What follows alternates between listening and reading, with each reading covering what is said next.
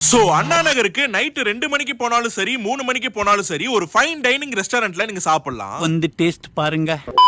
So ரீசன்ட்டா அண்ணா நகர்ல late நைட்ல சாப்பிடலாம் தேடிட்டு இருக்கப்பதான் இந்த சிப்போன்ற ரெஸ்டாரண்ட்டை ஸ்பாட் பண்ணிருந்தோம். அதே மாதிரி இது ஒரு fine dining restaurant. Early morning 4 AM வரைக்கும் ஓபன் பண்ணி வச்சிருக்காங்க. சோ இந்த ரெஸ்டாரண்ட்டுக்கு போறதுக்கு உங்களுக்கு 3 ரீசன் சொல்றேன். ஃபர்ஸ்ட் இவங்களோட மெனுல பான் ஏசியன், மெக்சிகன், கான்டினென்டல், இந்தியன் சொல்லிட்டு டிஃபரண்ட் குசைன்ஸை கவர் பண்ணிருப்பாங்க.